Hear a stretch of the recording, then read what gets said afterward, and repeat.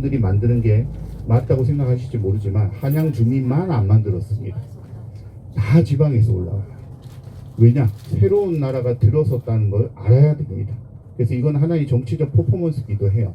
그래서 각 지역 무려 97개 군현에서 차출되어서 백성들이 올라옵니다. 당연히 농사 짓는 시대는 피해야 되기 때문에 음력 1, 2월 농사 짓기 전에 농사가 어느 정도 끝난 음력 8, 9월에 각각 49일씩 차출돼서 올라옵니다. 그리고 올라와서 짓기 시작을 하는데 전체 구간을 나눈 거거든요. 97개로 나눠가지고 이제 군현마다 주는 거죠. 뭐 아까 말한 너는 여수팀은 여기 만들어라. 뭐 너희 울산팀은 여기 만들어라. 이런 식으로 하겠죠. 600척의 구간을 나누어서 줬다고 합니다. 계산을 해보면 한 그 군현마다 대략 180m 정도예요. 180m를 대략 98일 동안 만들었다? 그럼 하루에 몇 미터씩 쌓는 겁니까? 대략요?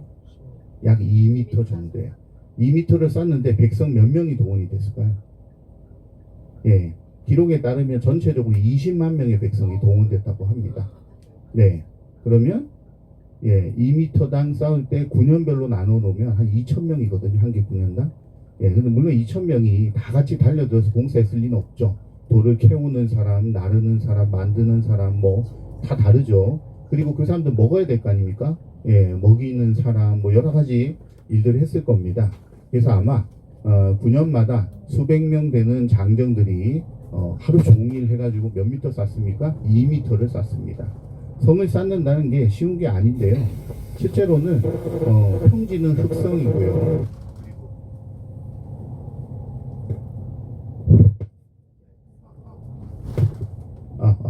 예, 평지는 흙성이고요. 그리고 산은 돌로 이렇게 쌓았다고 합니다. 근데 그렇게 쌓아놓고 났더니 세월 얼마 지나지 않아서 예, 무너지고 보수할 구간이 너무 많아요. 그래서 이거를 언제 보수를 하느냐 드리겠습니다. 그렇게 해서 한 2m 정도씩을 쌓아 나가고 만들긴 했지만 또 금방 무너져요. 그래서 이거를 완성한 사람은 누구냐? 항상 조선시대 이야기를 보면요, 뭔가 문제가 생겼을 때 완성을 하는데 제대로 하는 사람은 다 세종대왕입니다. 그래서 손자인 세종대왕 때 싹 정리를 합니다. 흑성은 너무 많이 무너지니까 안 되겠다. 돌성으로 싹 쌓는데요, 할아버지 때 쌓은 것과 완전 달라요. 오늘 가시면 그 차이를 보실 수가 있습니다. 세종 때 쌓은 다음에는 언제 쌓을까요? 세종 때 쌓고 나면 아들인 뭐 세조나 뭐 손자인 성종이나 저희 증손자인 성종이나 뭐 이렇게 쌓을 것 같지만 그렇지 않아요. 세월이 수백 년이 지나고 숙종 때 가서 쏜 겁니다. 말하자면 수백 년을 버틸 만큼 제대로 만들었다는 거예요. 예, 그리고 숙종 때 가서 쌓는데 쌓았던 이유가 있어요. 왜 쌓았느냐? 그 사이에 전쟁이 일어났잖아요. 임진왜란도 일어났고 병자호란도 일어났습니다. 그래서 좀 많이 망가져서 쌓긴 해야 되는데 청나라가 못 쌓게 했어요. 너네 성벽을 쌓는다는 것은 막는다는 뜻이니까 우리에 반대한다는 뜻이다. 그게 조약에 명기해놨습니다. 성 수축하지 말 것. 그래서 수축도 못해요. 하지만 세월 지나고 청나라가 엄청나게 강해집니다. 그러니까 조선에서 뭐 하든 아무 상관이 없어요.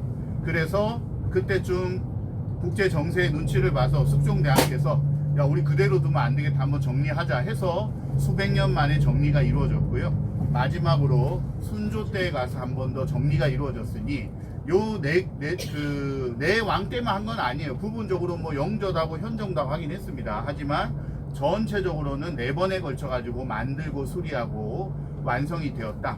그런데 그때의 흔적들이 아주 흥미롭게도 우리 조상들이 그러신 것 같습니다. 여기서 여기까지 다 바꿔가 아니에요. 바꿀 만한 부분만 바꿔라 그래서 500년 역사가, 성벽의 역사가 그대로 다 드러나 있는 구간들도 많이 있습니다. 그리고 아쉬운 것은 그 이후에 일제강점기가 되면서부터는 성벽의 의미가 없어져 버렸죠. 군사학적으로도 의미가 없고요. 정치적으로는 더더군다나 사라져야 될 운명입니다. 왜냐? 이게 무너져야, 일상에서 늘 보던 게 사라져야 세상이 바뀌었구나라고 사람들이 믿어요.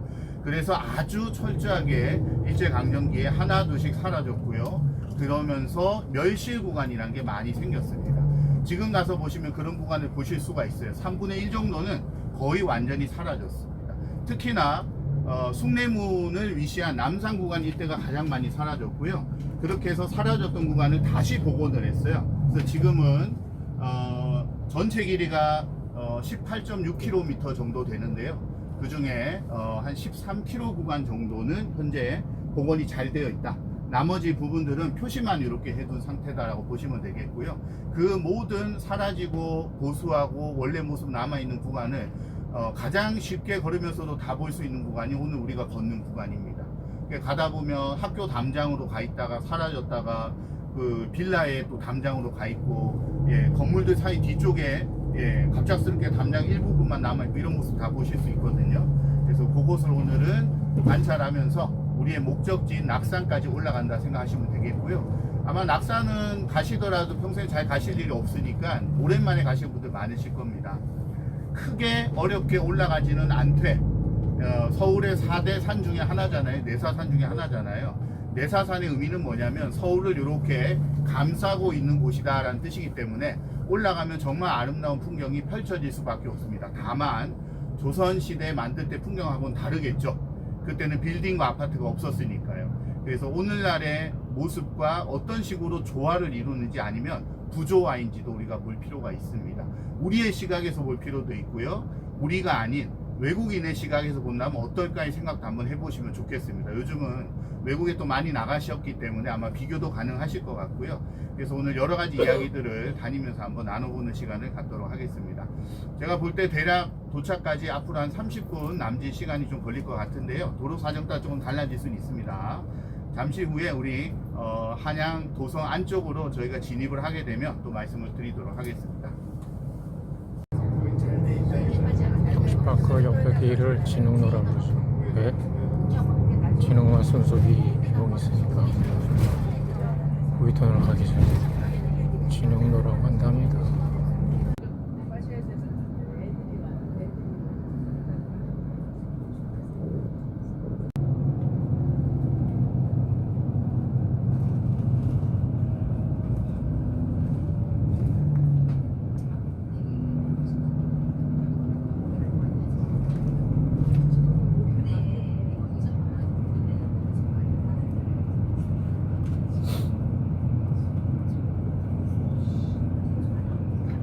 군인들을 위한 옷감을 갖다 널어두었던 곳이기도 합니다.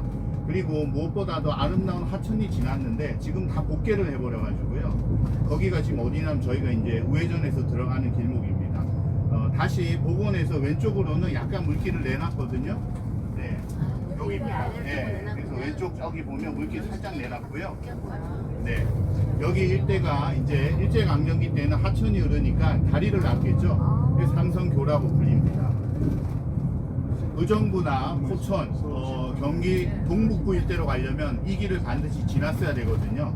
왜냐? 나중에 저희가 오다 보면 해화문이 지날 것입니다. 그래서 사람들이 많이 다녔던 곳이고, 여기 안쪽으로 지금 저희가 들어왔는데 여기 지금 도로 따라서는 하천이 있었고요. 숲이 우거져서 서울에서 가장 아름다운 곳 중에 하나로 손꼽혔던 곳입니다. 근데 또 다른 말로 하자면 사람이 살기에 그닥 적당한 곳은 아니어서 영조 때까지 말하자면 지금부터 한 300년 전까지는 여기 사람이 안 살던 동네였어요. 그러니 중간중간에 별장 정도만 있었던 곳이 바로 여기였다라고 생각해도 되시고요. 여기가 이제 그 후에 아주 많이 개발이 됩니다. 그래서 오른쪽 편 이제 60년대 이후에 여기가 복개가 되었고요. 그 이후에 요 복개된 도로 위에 막 아파트도 생기고 오른쪽으로는 대사관을 비롯한 큰 저택들이 생기죠.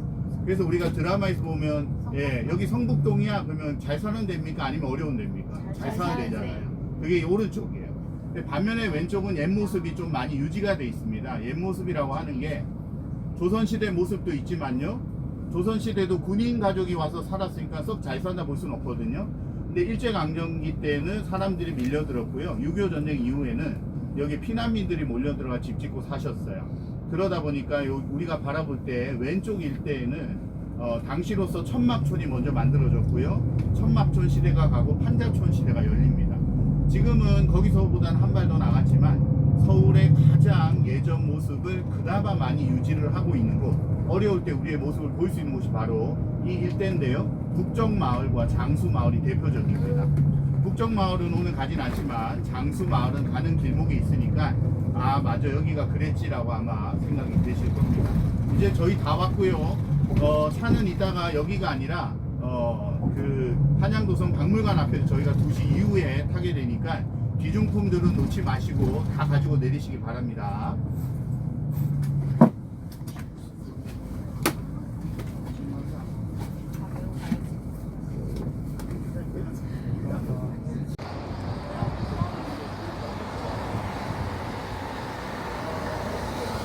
또 얘기하다가 한 말씀드렸는데 지금 국보가 된 백자병 같은 경우는요 13,000배 돈을 주고 사오셨어요. 팔릴 때만 해도 1원이었어요. 1원이면 그냥 한 2, 3만 원 정도 보셔도 돼요. 그런데 그것을 사올 때는 13,000원 주고 사오셨으니 경제적으로만 보자면 엄청난 돈이지만 이런 일을 하셨던 이유가 뭐겠어요? 그걸 지키지 않고서는 우리 민족의 오랫동안 수천 년간 쌓아왔던 예술과 아름다움이 사라진다 이거예요. 그 가치를 알아보셨기 때문에. 그래서 사실은 서울에서 5손가락 안에 꼽히는 정말 대단한 부잣집이었지만 그 집안의 재산을 다 팔아가지고 우리의 소중한 유산을 지켰더니 국보만 11점이고 보물만 20점이었어요. 이게 어느 정도 수준이냐면 강원도 전체의 보물 국보를 합친 것보다 더 많아요. 하나의 집이 가진 것.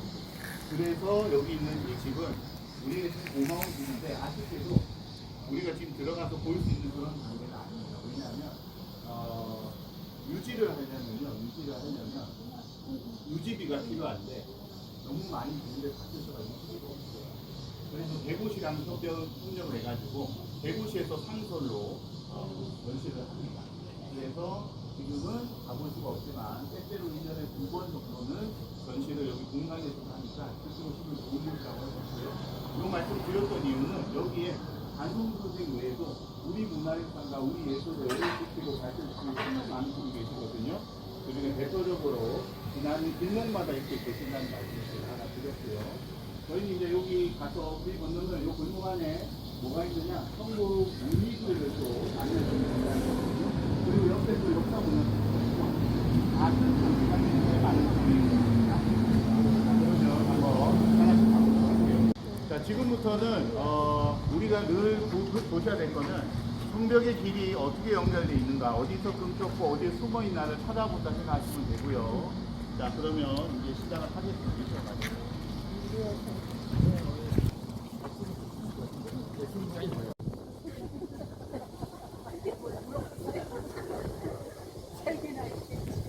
네, 차옵니다. 인도로 들어가실게요.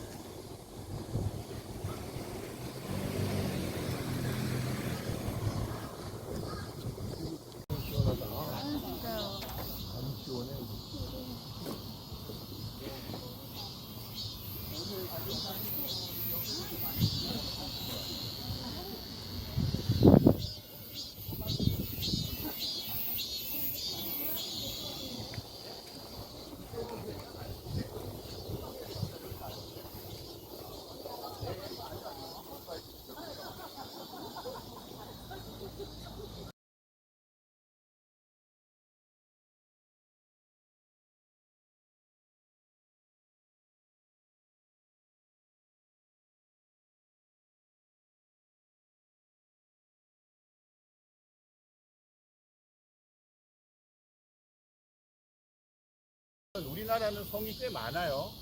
산이 있다 보니까 산성이 좀 있겠죠. 확인된 산성만 1,400개가 넘는데 우리 대한민국만 얘기해요. 북한은 개수에 포함이 안 됩니다. 포함하면 2,000개가 넘을 걸로 보고 있어요. 산성만 있냐? 그렇지 않아요. 도심에도 성이 있습니다. 우리 수원화성 같은 거 있죠? 이런 읍성이라고 합니다. 읍에 있기 때문에 이 읍성만 전국적으로 또 200개가 넘습니다. 꽤 많죠. 네, 그리고 고성도 있어요. 거기에 속하지 않지만 수도를 부르는 고성도 한계가 있는 게 아닙니다. 왜냐하면 서울만 수도였던 건 아니니까요. 하지만 가장 길고 흔적이 잘 남아있는 곳은 여기에요. 개성에 가면 나성이 있고 부여에도 나성이 있는데 부여는 뭐 100개 도성이 거고요. 개성은 고려시대입니다. 그거는 여기가 더 길어요. 30km가 넘습니다. 물론 지금 여기 있는 도성처럼 잘 남아있진 않아요. 결국 전국 어디나 우리 백성들이 볼 때는 성은 여기 전쟁 때나 쓰는 게 아니라 일상 속에 가깝습니다. 그렇기 때문에 평소에 잘 보존을 해야 돼요. 그 보존하는 핵심이 뭐냐? 군인들만 다니면서 다 볼 수가 없거든요. 그래서 어디나 다 전설이 생겼어요. 실수예요. 전설이 뭐냐면 봄철에 딱 봄철입니다. 왜냐? 겨울에 얼었다가 봄에 녹기 때문에 그때 확인해야 되거든요. 섬을 한 바퀴를 돌면 무병장수한데 이게 기본입니다. 두 바퀴 돌면 뭐 한다? 두 바퀴 돌면 극락 간다. 또 저기 고창 같은 데는 아예 세 바퀴까지 해가지고 한 바퀴 돌면 다리병이 낫고 두 바퀴 돌면 무병장수하고 세 바퀴 돌면 극락 간다. 예, 이런 식으로 해서 백성들이 자발적으로 돌 수 있게 했고요. 여러 지역에서는 여기가 문제예요 하면 다시 들고 오기 힘들잖아요. 그래서 돌을 하나씩 이고 다니는 것도 풍습처럼 많이 남았어요. 그러면 한 자리에다가 보수를 할 때 훨씬 편하겠죠. 여기도 마찬가지였어요. 일단 한양이라는 것은 지역에서 출시하러 올라온 사람들이 많죠. 그래서 한양으로 이사를 오거나 관리가 돼서 오면 반드시 뭘 해야 된다? 아침에 출발해서 저녁까지 한 바퀴를 다 돌아야지만 한양 사람을 인정을 합니다. 여기 안 돌아보신 분은 한양 사람이 아닌 거예요. 조선시대로. 왜냐? 이 한양이라고 하는 요 성문을, 여기 있는 성벽을 계기로 성벽 밖은 상징적으로 죽음의 세계. 안쪽은 삶의 세계. 그럼 바깥에 사는 사람 억울해서 어떠냐? 그런 뜻이 아니고요. 성벽 안에서 죽은 사람이 있을 수 없어요. 심지어 왕일지라도 무슨 말이냐면 죽고 나면 이 성벽 너머에만 묻힐 수가 있어요. 성벽 안에는 무덤을 쓸 수 없다는 뜻이에요. 그렇기 때문에 이 성벽 안에 산다는 건 내가 살아있다는 뜻이고요. 내가 주인이라는 뜻이에요. 그렇기 때문에 돌면서 확인을 해야 돼요. 바로 그러한 공간이 바로 이곳이다. 그래서 돌 때는 혼자 돌기도 하고 친구들끼리 돌기도 하고 서울 사는 사람들이 뭐 한 번에 다 돌 필요 없잖아요. 구간을 나눠가지고 돌면서 이 도시락도 가져다가 먹고 이게 조선 후기부터 일제강점기 때까지 아주 자주 있었던 일인 것 같아요. 이게 일종의 하나의 서울 사람들의 특권이자 놀이였다고 할 수 있습니다. 우리가 그 놀이의 일부를 한번 해보는 것입니다. 우리 조상들은 입어보지 못한 이런 아주 초청장 소재의 옷을 입고 신발을 신고 가는 거예요. 우리 가는 길에 호랑이가 나타나겠습니까? 뭐 뱀이 나타납니까? 달라졌다는 말씀을 드리는 거예요. 게다가 보는 모습, 우리 조상들이 이렇게 딱 보면 오직 뭐밖에 없습니까? 산과 하늘과 숲이 딱 뻗쳐져 있는 거죠. 근데 우리는 꼭 뭐가 있습니까? 얼마나 많은 사람이 사는지 집이 없는 곳이 없어요. 달라진 풍경이기도 합니다. 그래서 우리 상상과 현재 풍경을 잘 섞어가지고 보시면 좋다는 말씀 드리고요. 자, 보시면 한눈에 보시기에도 뭐가 좀 다르죠? 네, 쭉 보시기에요. 그러니까 이렇게 보시면 됩니다. 여기는 제가 딱 보기에 우리 태조 이성계 때 쌓은 건 없습니다. 그때는 가공하지 않은 돌을 썼어요. 그러니까 돌이 어떻게 생겼겠습니까? 그냥 막 생긴 돌을 갖다가 씌워 맞췄습니다. 그런데 세종 때는 세종당도 이런 거 못 견디는 스타일이거든요. 세종당 어떻게 했느냐? 공학적으로 아래에는 좀 길쭉하고 크게, 올라갈수록 작게 딱 보이죠? 네. 다듬은 지 오래돼가지고 약간 모르는 아이쯤은 어떻습니까? 아래쪽은 크고 올라갈수록 점점점 작아지죠. 이게 세종 때 만든 세종 때. 네. 그래서 한눈에 봐도 딱 보입니다. 그런데 저 옆에 한번 보세요. 네모 반듯한 돌이 있는데 저기 무슨 감지 카메라 기술을 탄 거 있는 쪽에는 좀 규모가 작아요. 그죠? 네모 반듯한 돌은 맞는데 그런데 뭐 왼쪽에는 상당히 큽니다. 돌이요. 네모 반듯한 건 맞는데 좀 작은 요만한 게 있고요. 이만한 게 있어요. 예, 좀 작지만 요렇게 된 게 뭐냐? 숙종 때입니다. 그리고 이만하게 크게 맞는 때가 언제냐면 신조 때. 그래서 시대가 지날수록 돌은 더 정교해지고 커진다 이렇게 보시면 됩니다. 그런데 요 딱 세 가지만 딱 익혀두시면 지나가다 보면 아 이거 세종 때네. 아 이거 숙종 때구만. 요 순조 때야. 이게 눈에 보여요 이게. 예. 구분 되십니까? 이렇게 생긴 게 세종 때예요. 물론 위에는 지금 다시 만든 겁니다. 위에는요. 색깔이 다르잖아요. 그죠? 세종 때입니다. 그리고 옆에 보세요. 돌 엄청 크죠? 밑에. 엄청 큰 것도 뭐라고요? 예, 순조 때입니다. 고기 좀 작잖아요. 작은 것들은 숙종 때입니다. 예, 여기도 보면 숙종 때만 딱 만든 돌이 있고요. 순조 때만 만든 돌이 있어요. 예. 저기도 보시면 돌이 아주 크게 그럴싸하게 만들어진 거는 순조 때입니다. 그 옆으로 가면 좀 작아져요. 너무 빠져가지고. 이렇게 500년의 세월이 사실 여기서부터 이렇게 하는 동안에 태조 때 거 빼고는 다 나옵니다. 태조 때 거는 일단 들어보면 나와요. 태조 때 거는 무척 크기가 남아요. 제일 많이 남아있는 구간은 남산 구간이라든지 요 구간들은 손안 대도 되는 거예요. 옛날부터 한눈에 알아보실 겁니다. 가공한 게 별로 없구나. 그냥 자연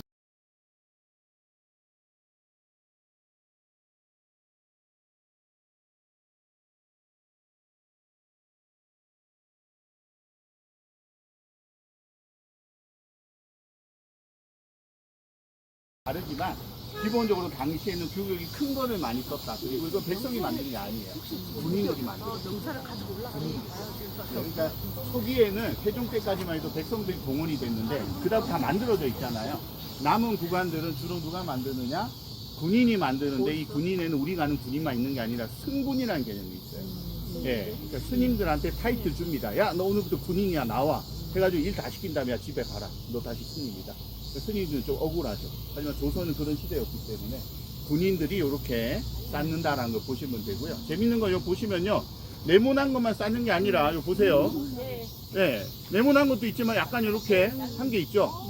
돌의 모습에 맞춰서 한 이유는 뭐겠습니까?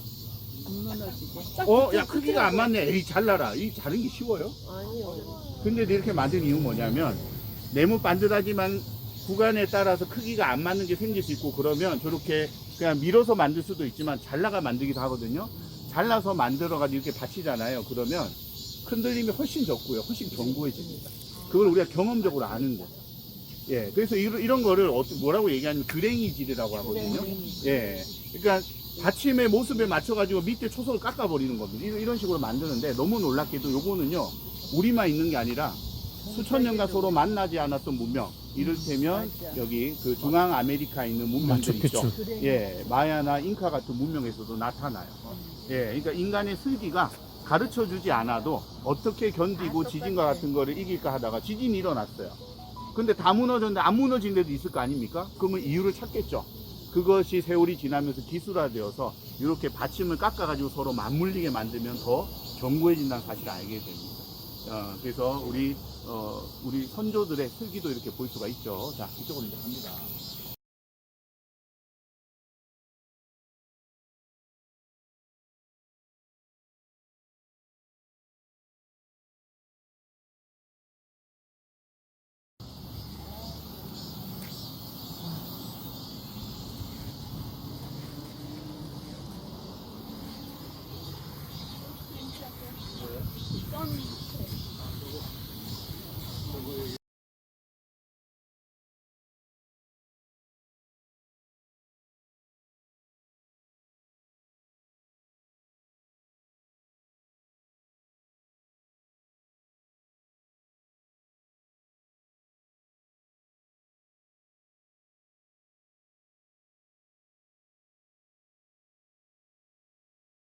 이렇게 멸실 구간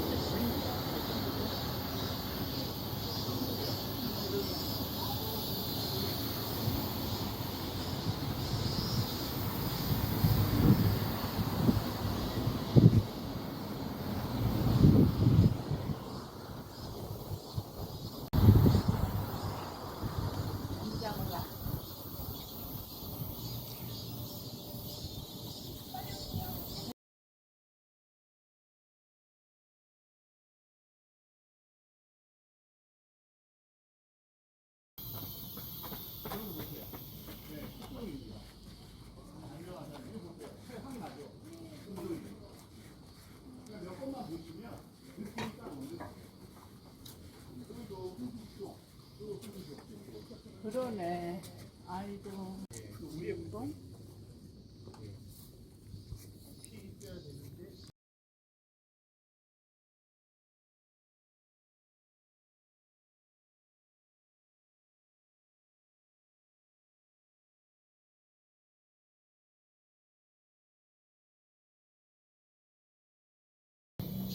예, 산과 어우러져서 이렇게 보는 건 모르겠고 여기 사는 사람의 눈으로 보는 거예요. 사는 사람이 바라보는 모습으로 보고 여기는 뭐가 들어선 거죠?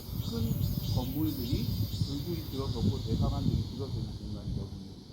그리고 그 뒤쪽으로 뭐가 보입니까? 하나 딱 들어가면 북한산 진짜 보입니다. 여기가 성이고 성 바깥의 부분이고 밑으로는 하천이 흐르고 빽빽한 숲이 있고 그래서 여기에 신선이 내려올 만큼 정말 그윽하고 아름다운 동네, 그게 바로 원래 이 신사동의 원리였다라고 생각하시면 되겠습니다. 하지만 뭐 이것만 보더라도 우리 입장에서는요, 아름답고 좋다라는 생각이 나오죠. 근데 사실 여기를 망치는 거는 뭐냐면요, 큰 건물들. 그나마 작은 집들은 그러려니 하겠는데 조금 학교 보이시죠? 거대한 학교가 나오면 전체 분위기 흐리거든요. 또 학교만 없다고 하더라도 훨씬 낫거든요. 예. 여기 앞에도 교회가 큰 게 있어. 그럼 뭐냐면 거대한 건축물은 그냥 만들면 안 되거든요. 원래 구경가 제일 조화를 고려해야 될 게 큰 건물이에요. 그리고 그게 조화를 거두어내고 잘 만들면 있는 듯 없는 듯. 요게 이제 제일 잘 만든 건물로 우리가 손꼽는 게 남산에 있는 안산군 가까이 가서 보기 좋다는 없어요. 안 보여요. 가까이 가서 봐도 크거든요. 건물이 주변의 산과 잘 어우러 고려를 하고 만든 거예요. 그래서 이제 그런 부분도 좀 생각해 볼 수 있으면 안 됩니다. 자, 더 걸어 가볼게요. 빼앗자마자 그거부터 실시를 하고 상징적으로 문 하나 부순 다음에 놔두면 백성들이 알아서 뜯어가요. 왜냐하면 도움이 되니까. 네. 그래서 가져가서 쓰고 그리고 지었던 흔적들도 사실은 우리가 읍성에서 많이 볼 수 있습니다. 만든 사람이 언더우드라는 분이시기 때문입니다. 언더우드는 1884년에 우리나라로 오려고 일본까지 넘어왔는데 갑자기 큰 변란이 조선에서 일어났다는 소리를 들었어요. 그게 1884년에 일어난 갑신정변입니다. 그러니 정치적으로 대혼란기였기 때문에 못 넘어가요. 그래서 좀 더 있다가 이듬해 85년에 넘어옵니다.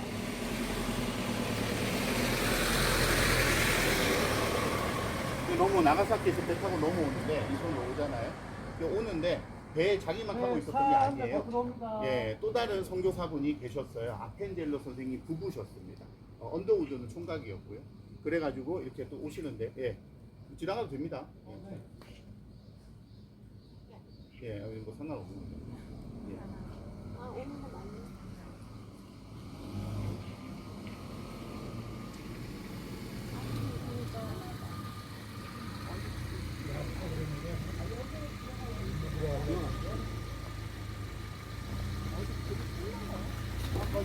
여기 들어가시려고 하시는 거예요? 교회가 어디예요? 예? 성북교회? 그 바로 여기 뒤에 있는데. 여기가 본데 여기가 아래. 예. 윤리과에는 아래 여기가 우회전. 바로 우회전.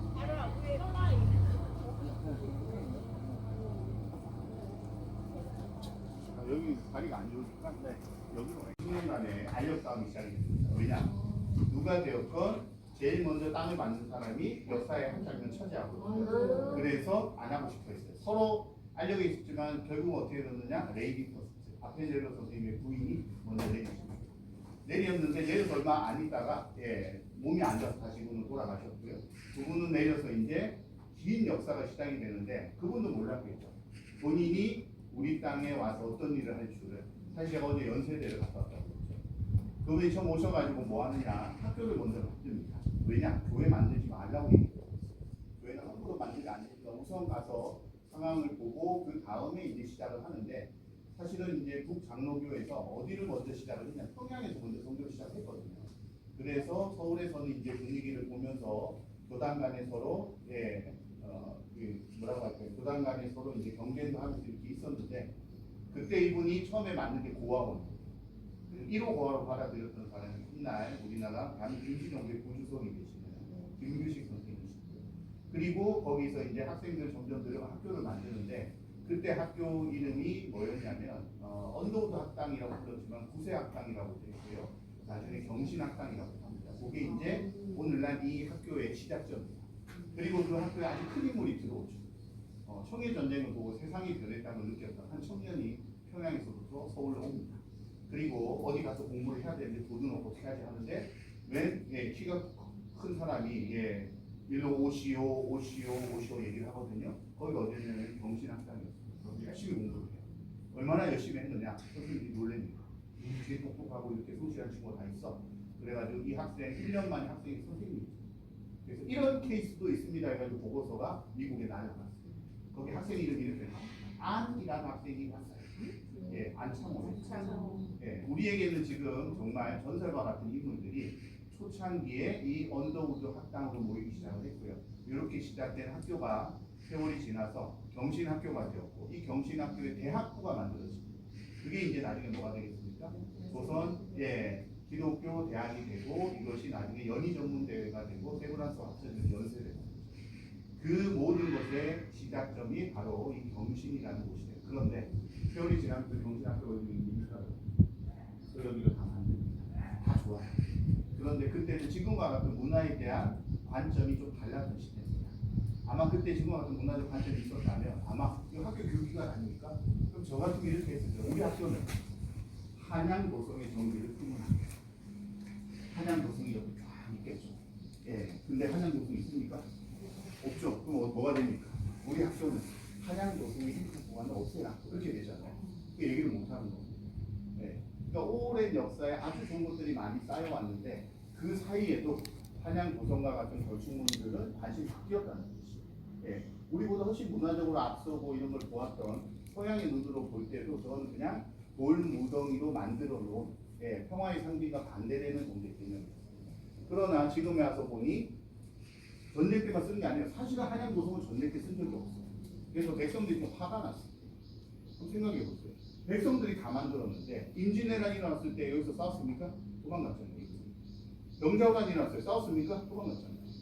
그러니까 전쟁 끝나고 난 다음에 고치려고 하면 백성들이 고치겠습니까? 아니 뭐 전쟁에 쓰지도 않는데 왜 우리한테 이거 만들라고 그래? 그래서 우리 또 눈치 빠르신 영조 임금님께서 뭐라고 하셨냐면 나는 다르다.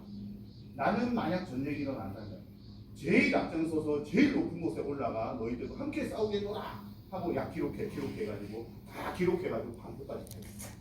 그리고 나서 뭐라고 했냐면 야 이렇게 할 거니까 너희들도 함께 붙이자 해가지고 청계천 파고 여기 갖다 쫙 소리를 기록으로 나옵니다. 그러니 사실은 전쟁 때는 쓸모가 없었지만 실제로는 우리는 도성 사람이에요 라는 것을 알려주는 그 기관이 바로 기관이었다. 그러니까 관념적인 성으로 있었다. 실제로 존재했죠. 그러니까 뭐합니까? 전쟁에 관한 무서움보다는 평소에 어떻게 재밌게 쓰고 놀까라는 데 특화된 것이 여기 성이다라고 보셔도 되겠습니다. 성을 바라보는 마음이 바뀌었다는 걸 알 수가 있죠. 자, 그러면 성벽 따라서 좀 가다 보면 이번에는 이번 학교 전에 주택가에 좀 붙어 있는 성벽을 보실 수가 있습니다.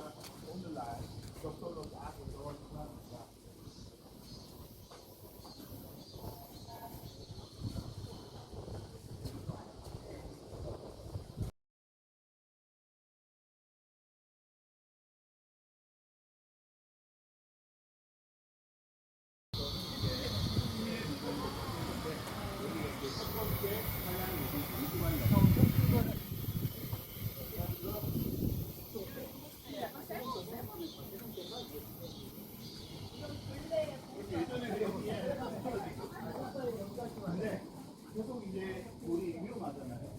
힘을 가져도 없어요. 위험해서 이게 보수공사를 딱 잡는 방향으로 막아주고 여기는 사람이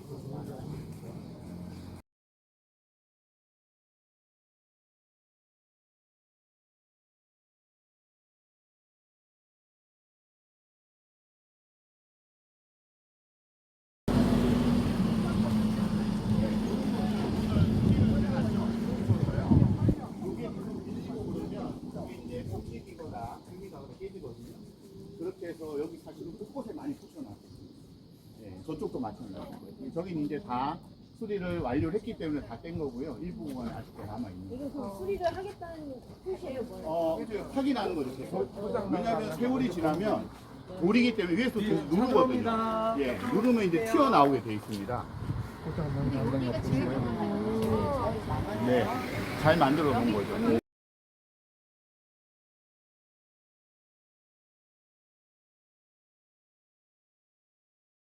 특히나 물기를 수분을 많이 머금고 이게 얼고 하면서 튀어나오거든요. 그래서 계속 이렇게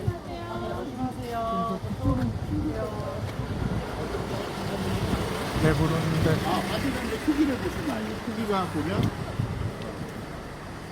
예, 요런 거는 요런 건 딱 순조입니다. 크기가 예, 순조 때 만들어졌는데 그 전에 이제 숙종 때 만들어져 있었던 거죠. 근데 일부 구간을 빼가지고 이제 만드는 거죠. 다 허물고 그 구간 전체를 만들기도 하지만 그것보다는 빼가지고 집어넣어서 만들기도 한다고 볼 수가 있죠. 성 안쪽으로 얼마 들어가 있는 거지 바위가요? 저기 딱 보시면 나오죠. 저 정도면 뭐 안쪽은 돌로만 쌓은 게 아닙니다. 흙이 있어요. 흙이 있어요. 예. 왜냐하면 돌로만 쌓으면 방어적으로 더 취약합니다.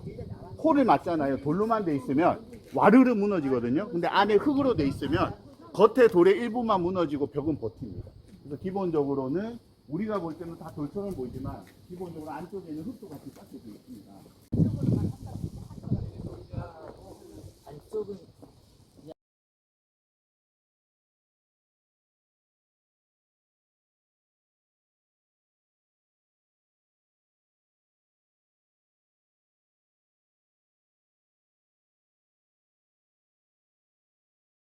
압축했습니다.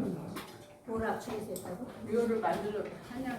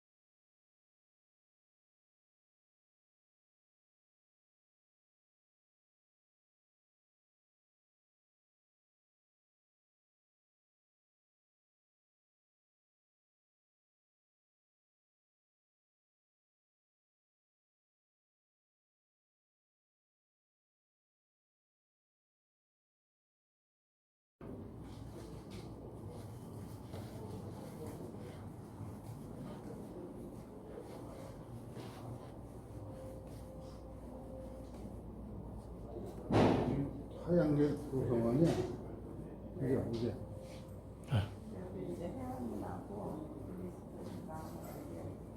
해양문이 어디 있어? 해양문은 여기서는 없습니다. 길크 같은 데가 원래 해양문이 있던 자리예요. 나가도 돼요? 문 열고 나가니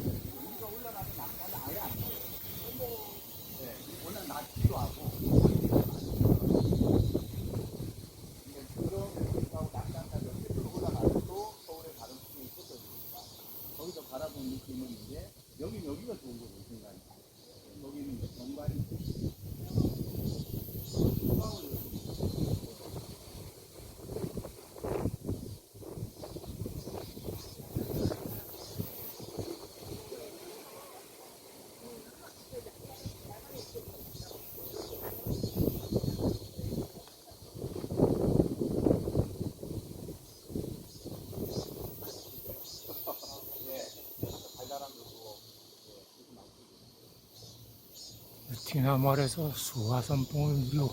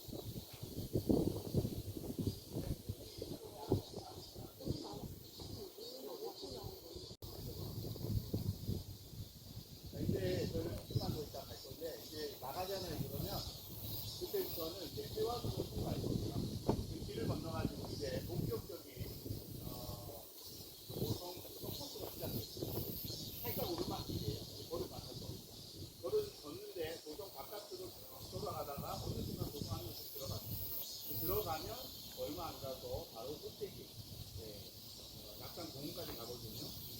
거기까지 걸어가는데 대략 한 15에 20분 됩니다.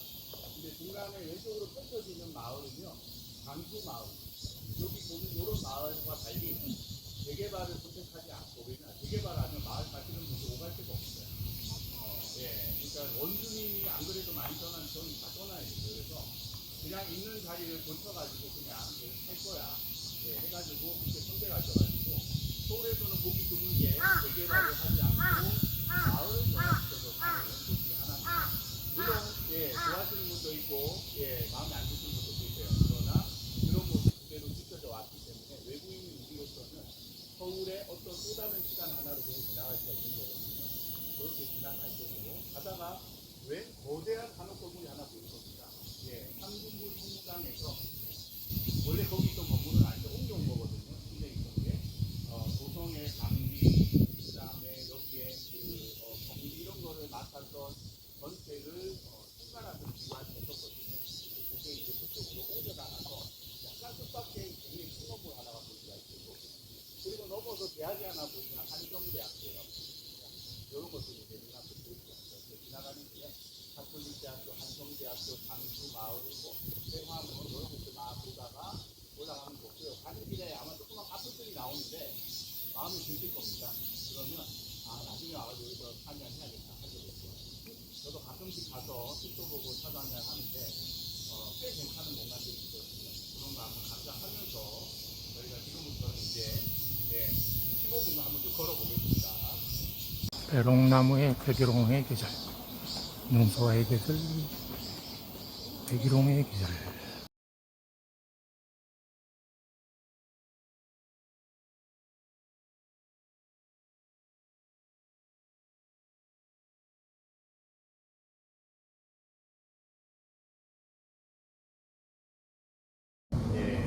그러니까 당연히 이 밖에서 찍어야 해양물이 잘 나오겠죠, 그죠?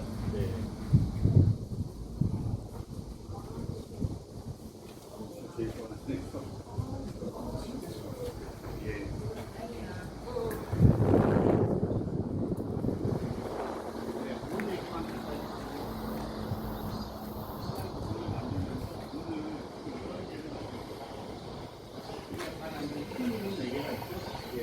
대문이라고 얘기를 하고요. 동서남북인데 요 문을 만들 때 조선이란 나라는 이제 우리는 불교 국가가 아니야. 유교의 가르침에 따라 새롭게 시작되는 나라인데 이거 아무리 얘기해봐야 백성들 귀에 안 들어가요. 왜냐면 백성들이 다 양반도 아니고 유교 공부할 것도 아니에요. 그래서 가시적으로 눈앞에 보이게끔 합니다. 그래서 갖다 붙인 내용이 뭡니까? 흑인지문, 본의문, 인의 예지신을 다 갖다 붙이는 거예요. 야, 백성들 니네 다 몰라도 좋은데 이 학대 나라에 이제 이게 우리나라의 기본이가 뭔데요? 인의예지신. 그래서 동쪽문은 흑인문, 서쪽문은 본의문, 남쪽은 숭례문, 북쪽은 숙지문이어야 되는데 문제는 뭐냐면 지라는 게 안다는 뜻이거든요. 알면 밝아지잖아요. 근데 북쪽의 이미지는 어둡고 죽음의 이미지란 말이에요. 안 맞아요, 뭐가. 그렇다고 지의 의미를 포기할 수 없습니다. 그래서 느낌은 다르지만 같은 뜻을 가지고 있는 정자로 바꿉니다. 정은 고요하면서도 단단하게 깊이 있다는 뜻이거든요. 그렇기 때문에 속정문이라고 이름을 했어요. 그리고 나서 이렇게 문 4개를 만들었지만 조성의 인구도 많아질 것이고 4개만 가지고 안 되거든요. 작은 문도 4개를 만듭니다. 그렇게 해서 북쪽의 문은 샤누이문이라고 되어 있고요. 우리 구암동 갈 때 만나게 됩니다. 그리고 여기 문은 이름이 뭐가 됩니까? 여기는 태화문이 되고요. 그리고 또 하나 남쪽으로 내려가면 광희문이 있고요. 그리고 더 옆으로 가면 소의문이 있습니다. 근데 그 중에서 서쪽 문들의 운명이 안 좋아요. 왜냐? 전차가 생기면서 제일 먼저 부서지게 됩니다. 전차는 24시간 왔다 갔다 해야 되니까 문을 세워두면 열 수가 없잖아요. 그래서 고추장소에서 제일 먼저 파괴합니다. 그랬던 이유는 그 서쪽에 일본인 마을이 처음 들어섰기 때문입니다. 그래서 이제 변화된 모습을 보이게 돼서 바꿨고요. 세월이 지나면서 하나둘씩 부수기 시작을 합니다. 그러다가 태양도 사라지고 광인도 사라지고 하지만 훗날 복원을 했는데 이미 도로망이 난 상태에서 원래 잘 줬다는 수가 없어요. 그래서 약간 옮겨가지고 가져다 놨니 뜬금없이 이렇게 언덕 위에 생기는 것처럼 되거든요. 원래는 차가 지나가는 거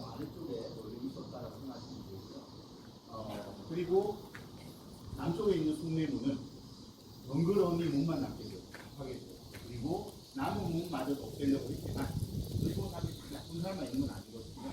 양식 있는 사람들이 이건 아니다. 아무리 우리가 뺏은 나라일지라 하더라도 아니 막말로 우리가 조선을 뺏은 게 잘 되게 한다고 니네 내세우지 않느냐. 그런데 다 없애면 어떡하느냐. 문화적 자존심 자부심이라는 거지. 그래가지고 약하게 보내고 싶다. 많은 일본인들이 이건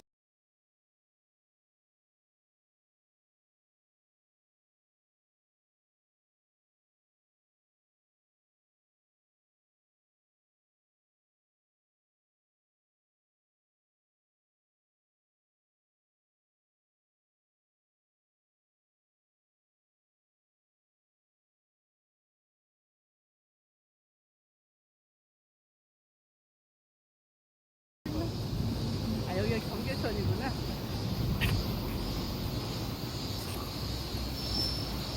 성 안에서 성 밖으로 나갑니다. 성 안에서 성 밖으로 나갑니다.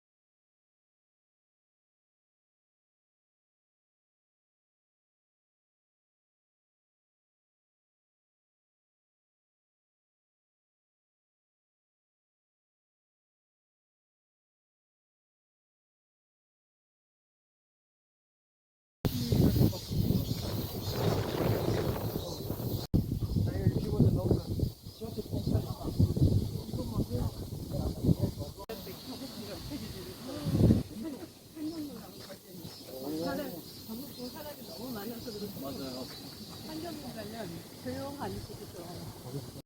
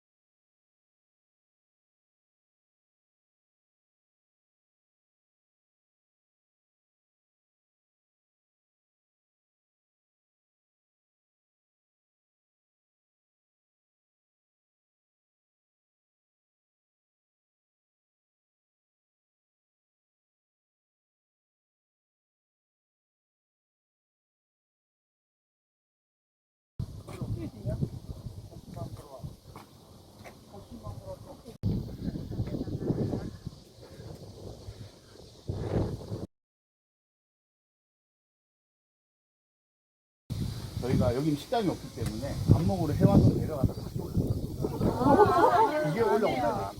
아예 다 보고 예약 안 했죠? 식당이 자유식입니다. 먹는 거 포기. 다 보고 내려가 내려가. 다 보고 예, 본인이 사 먹는 거죠? 예, 맞습니다. 우리는 이제 굶으려고. 돈 뺏길 거 굶으려고. 그러면요, 이렇게 할 수도 있어요. 저희가, 어차피 여기 다 왔고요. 이제 지금부터 쭉 가다 보면 이제 저쪽 안쪽이, 여기가 안쪽이거든요. 그러니까 우리 그 캐대원에 나왔던 장소도 이제 여기서 찍는 거예요. 그래서 여기서 가다 보면 이제 서울의 모습이 쫙 도성안이 딱 펼쳐지죠. 그 모습을 보고 쭉 내려가는 길에 보면 또 마을 하나가 나타나는 이화 마을이라고요. 그것도 이제 비슷한 마을인데 대신 이화 마을은 우리나라에서 거의 최초로 벽화 마을로 탄생한 마을입니다. 그게 얼마나 됐냐면 20년 됐어요. 2006년에 있었던 일인데 벽화 마을로 완전히 바꾸고 났더니 어떤 문제가 생겼냐면요. 처음에 좋았어요. 관광객이 오기 시작을 제가 처음에 더 좋았어요. 너무 많이 와가지고 이거 어떡하지 했는데 더더더더 많이 와가지고 약간 큰일 났다. 이제 이게 안 됩니다. 왜? 그 문 열고 막 들어가는 사람이 꼭 있거든요. 네. 게다가 이제 중국 관광객도 오니까 더 말이 안 통하잖아요. 그래가지고 마을 주민들 화가 나서 벽화 다 지우고 난리 났어요. 그러다가 이제 또 어떻게 바뀌었느냐? 여기가 되네? 해가지고 이제 돈을 좀 가지신 분이 들어와서 이 집 좀 빌려주세요. 이 집 파세요 해가지고 카페, 음식점으로 싹 바뀝니다. 그래서 윗부분은 카페, 음식점은 다 바뀌었고요. 아래에는 여전히 옛집들의 모습이 같이 있어서 여전히 좀 서로가 좀 애매한 상태입니다. 그래서 지나다니는 사람은 딱히 반기시지 않아요. 가격도 빼고는. 그렇다고 뭐라 하시지도 않습니다. 아무튼 그 마을을 딱 지난과 동시에 바로 뭐가 나오냐면 흥인지문과 한양도성 박물관이 나오거든요. 그러면 이렇게 할 수 있습니다. 근데 한양도성 박물관까지 가잖아요. 그러면 다시 해화동으로 가려면 백에서 15분 걸어야 됩니다. 그래서 그 곤란하고 그냥 내려가면 동대문이에요. 그럼 이제 거기서 식사를 하시면 돼요. 네. 올라오시기 싫다면. 만약에 나 올라올래 그러면 아무 문제 없습니다. 그냥 내려갔다가 올라오면 됩니다.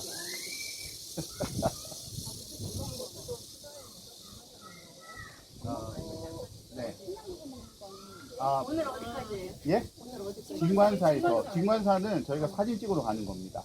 진관사 자체는 뭐 얘기도 많이 드렸고, 또 다들 가보신 장소라 제가 하나하나 해설해 드리기보다는 전반적으로 말씀을 드리고, 저희 지도에 들어갈 사진을 찍는 장소라 생각하시면 되거든요. 그래서 사진 찍을 시간을 드리고, 저희가 이제 3시 반 전으로 마무리를 한다, 이렇게 있습니다. 예. 그러면, 저쪽으로 내려야겠네요, 그죠? 네. 그럼 일단은 다 보고 점심 먹고 가는 걸로 할까요? 네. 그러면, 예, 빠른 속도로 가서 보고, 예, 나중에 저희가 있는 자리에서 아무튼 차를 불러가지고 가는 걸로 그렇게, 예, 동의를 하겠습니다. 그렇게 될까요?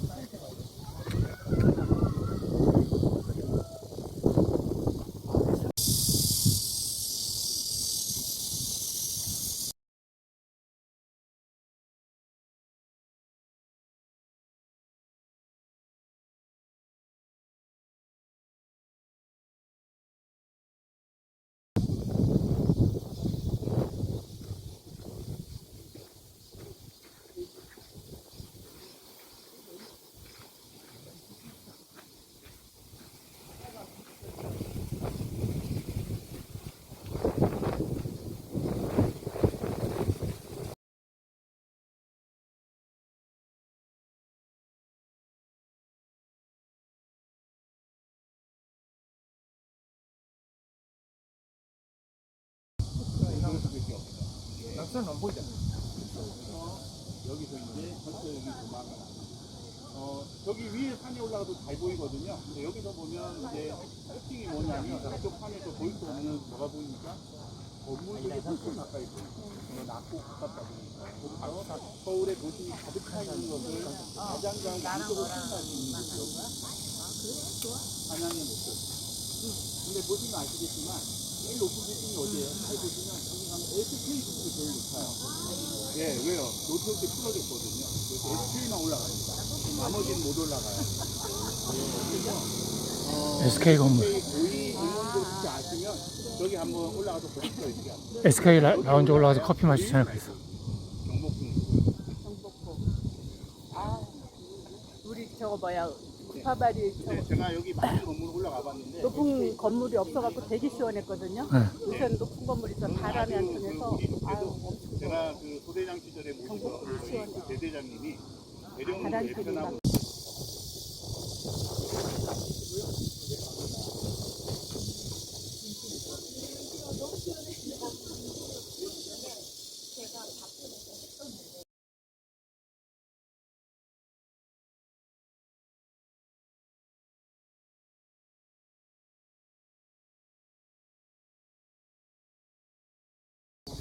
그 기라는 몸이 있어요. 에바에다 뭔지 모르겠는데.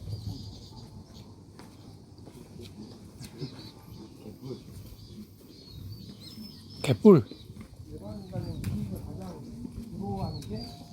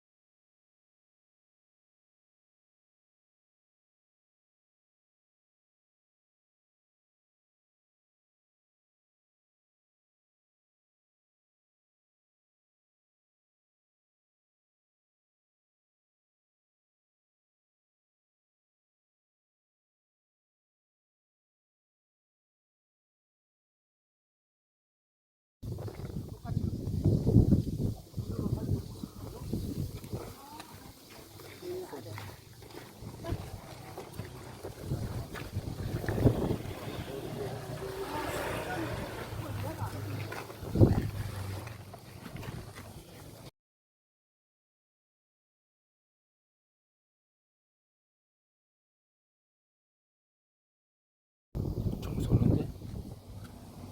화살 쏘는데? 뭐라고 하나?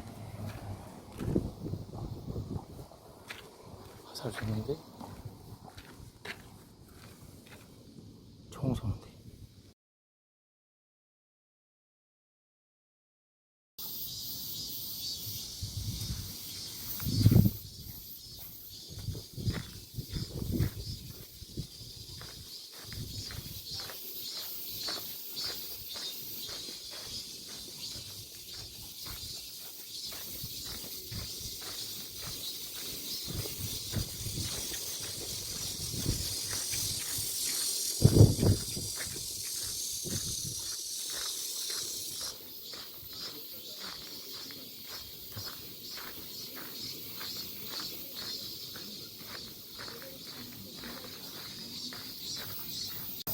연기하는 과 이런 건물들이 따로 있습니다. 보게 보입니다.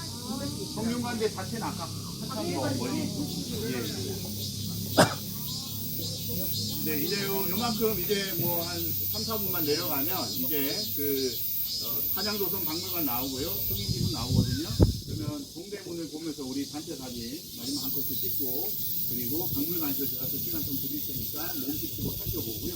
그리고 나서 이제 식사 시간을 드리도록 하겠습니다. 내려가세요.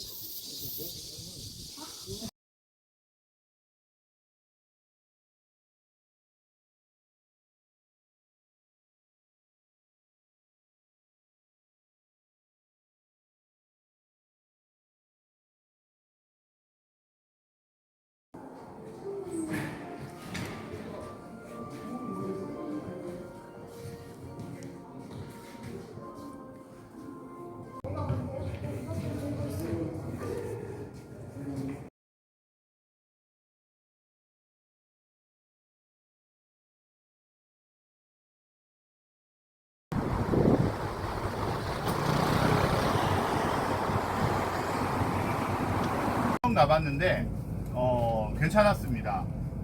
음식은 6가지가 원래 나오고요.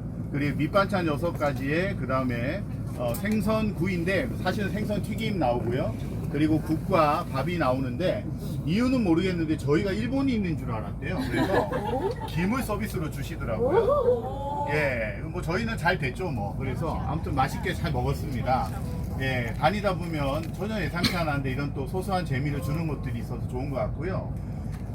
대신에 아까 제가 가서 봤던 독립문 근처에는 보니까 뭐 아까 추어탕도 드신 분 계시고 아마 냉면도 있고 여러 계실 텐데요. 또 시장의 그런 덥긴 하지만 그런 활기를 보면서 또 동참해서 밥을 먹는 재미도 있다 생각을 해봅니다.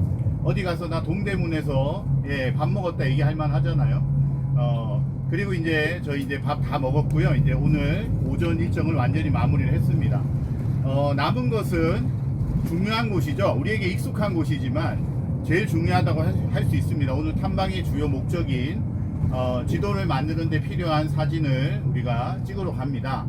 아까도 말씀드렸듯 저희가 내려서 한 30분 정도 시간을 제가 드릴 건데요. 올라가면서 마음에 드는 장소들을 마음껏 찍으시되 세 장소만 딱 정해가지고 올려주시면 됩니다. 그럼 그 중에서 또 다시 김동환 작가님과 수업 때 선정을 하실 거예요. 그리고 글을 쓰는 것까지 할 건데 이렇게 보시면 됩니다. 다음 시간에 사진 정하는 것과 글쓰기를 1차적으로 마무리한다 생각을 하세요. 왜냐하면 지도를 만드는 작업에 들어가는 기본 시간이 있습니다. 그래서 저희가 일단 자료들을 디자이너 분께 드려야 되거든요. 그래서 드린 다음에 좀 더 수정하거나 하는 것들은 그 다음 또 수업 시간에 이렇게 진행을 할 거니까 오늘은 마지막으로 내가 이 세 장이면 진관사를 표현할 수 있다. 뭐 들어가는 일주문이나 아니면 계곡도 좋을 것이고요.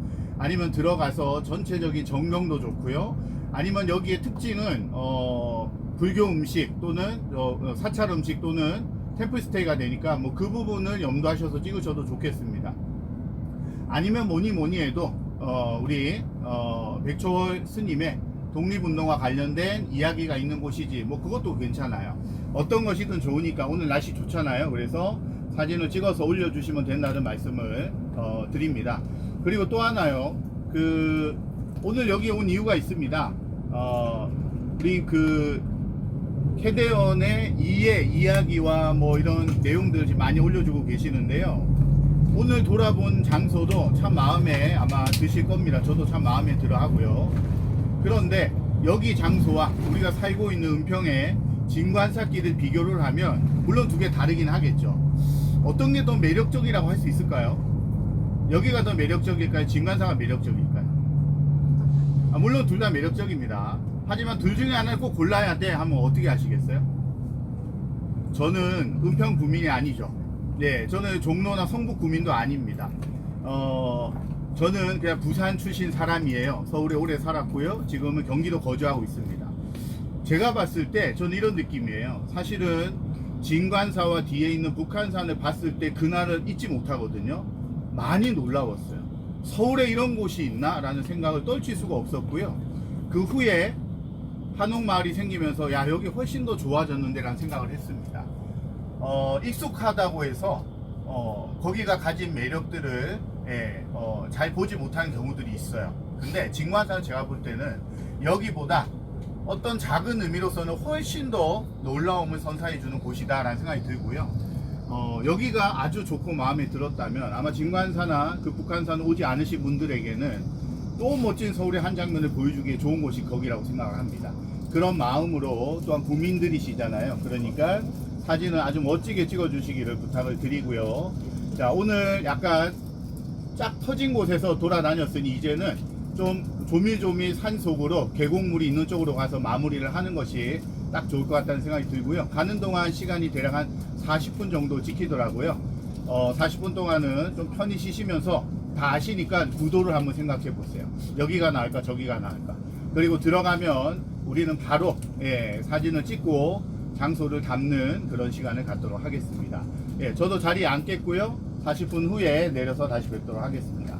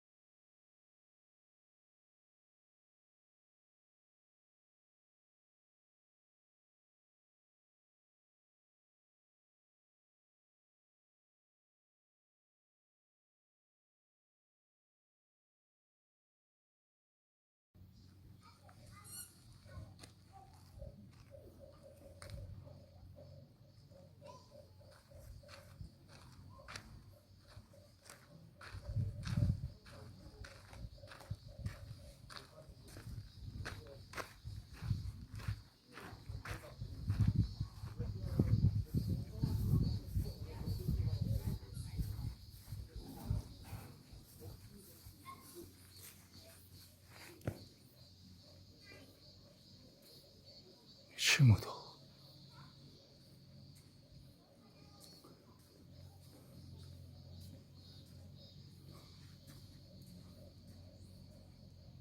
견우 두구 모구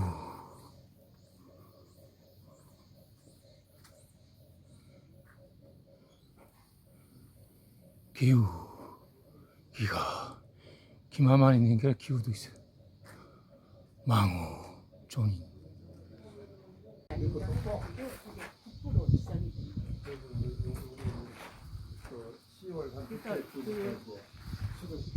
이재명 대통령 생신 날 배지를 적어도 3만 원.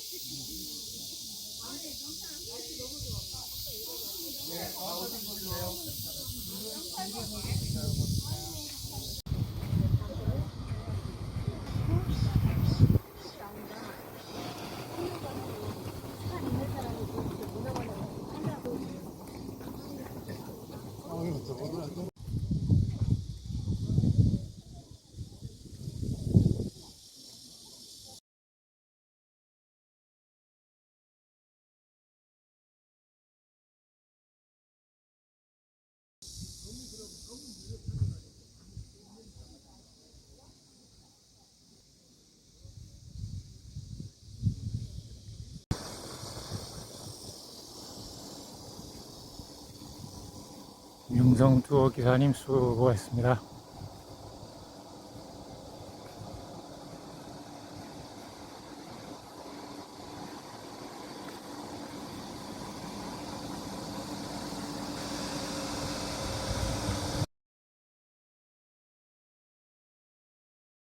집에 가셔서 푹 쉬시면 커피 한 잔 또 드시고요. 집에서요. 달달한 것도 드시고 푹 쉬시면, 그리고 오늘 하루 다녔던 거 이렇게 떠올려 보시고 사진 많이 찍으셨잖아요. 사진도 보시면 오늘 하루가 아주 특별하게 기억이 되리라 생각을 합니다.